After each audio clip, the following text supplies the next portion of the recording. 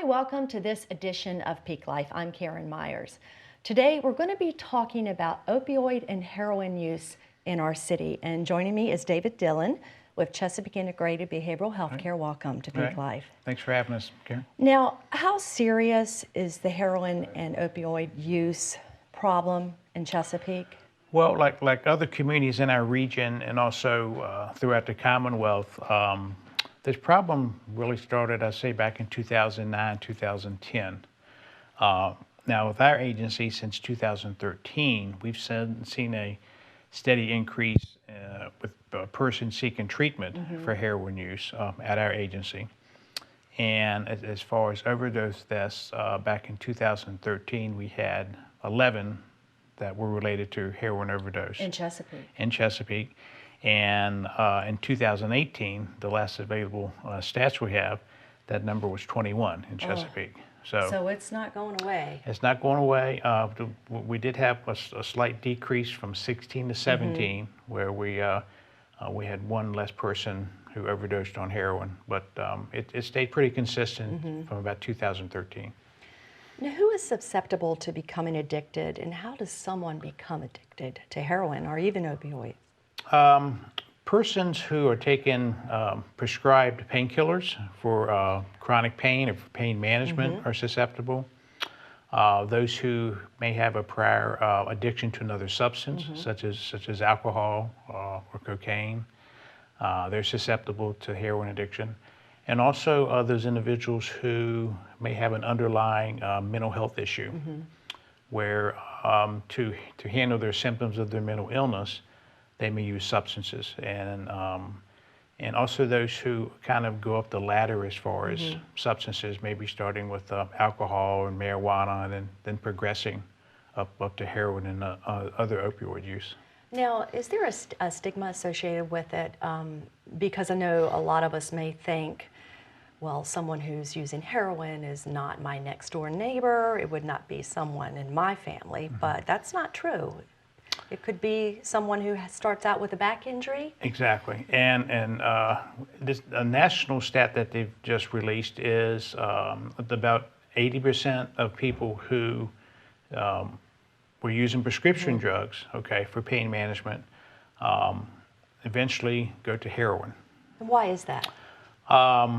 They become addicted to the prescription medication, and when they can't get it refilled because the doctor's just refusing, they go to the street and use the heroin, which is usually cheaper and more available.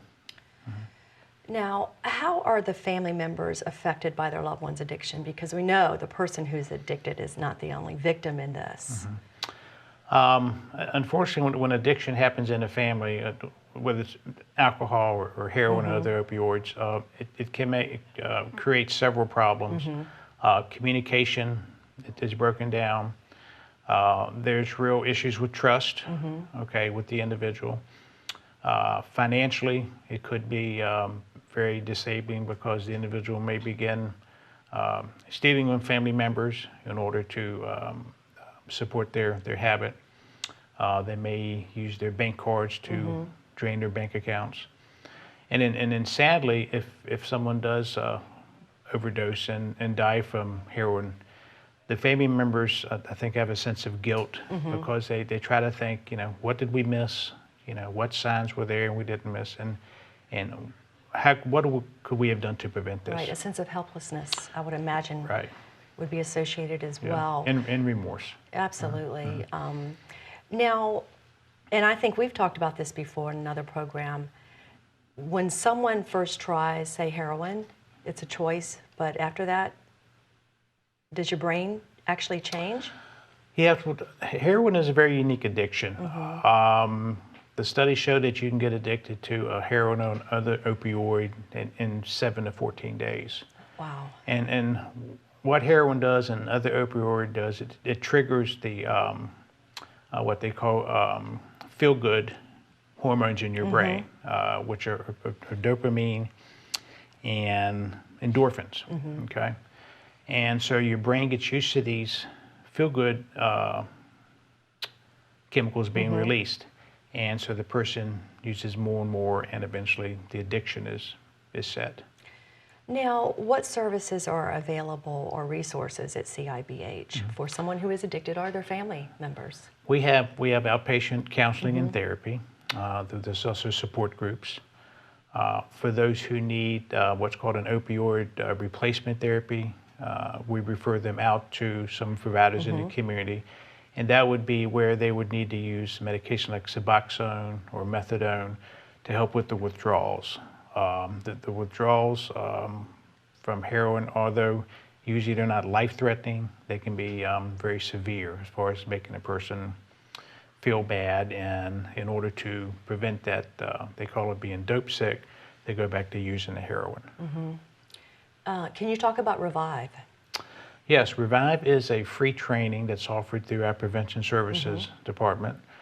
Basically, it's a lay training that teaches people how to recognize signs and symptoms of someone who is overdosed on an opioid, whether it's heroin or prescription.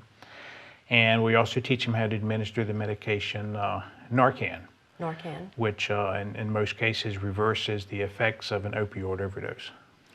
Now, who would you recommend would be a good candidate to take that training? And I know that it is offered periodically, and someone can go on the website and check out training?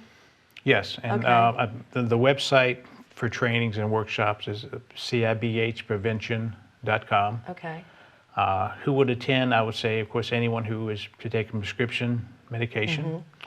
Those who may be living with a relative who may have an opioid addiction, and those who may work in the maybe the medical field in case they come across someone in the community. And we talk about that this is something that is unfortunately doesn't look like it's going away anytime soon, and this is national, not just local, of course. What, help at all, and I'm sure it's helped a lot, like the training, it just seems like that CIBH has a lot of different things out there just to educate people, like even this show. How important is that? It's important because in any trainings or workshop we do, we stress a couple of things. First, the resources that are available. Okay, we always share available resources, not only in Chesapeake, but in the region. Right. We stress the importance of awareness, okay, especially with parents and how to identify signs and symptoms in their teenagers, okay. And also we stress the importance of getting rid of the stigma. Stigma is the #1 reason why people don't seek treatment, okay. Right. And then lack of resources is #2. So that's what we really try to get out to the community. To let them know there's help, there's resources. You don't have to be ashamed if you have this. Recovery is possible, with the right counseling and support. So that's really our main messages. So talking about it, bringing awareness, helping get rid of that stigma. And I know, say someone has leftover prescriptions, there are a couple places that they can take those just in case someone were to come into their home and find them. That would help. So, right.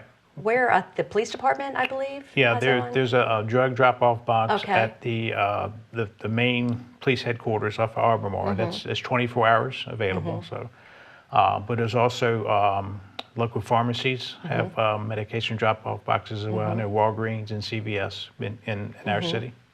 And I think even I have seen some of the pharmacies with your prescription will give you a little bag, a little charcoal bag. Right. I've actually seen that. Right. So. That's something we also provide in any trainings. We call them drug deactivation bags. Yeah, and we also provide those.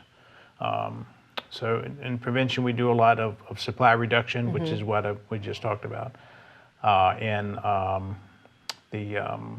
the reduction in harm with the Revive training. Absolutely, and it sounds like that everybody doing their part is going to make a difference, and I appreciate you coming on to talk about it. All right, well, thanks for having me. Thank you. Okay. Well, that does it for this edition of Peak Life. We'll see you next time.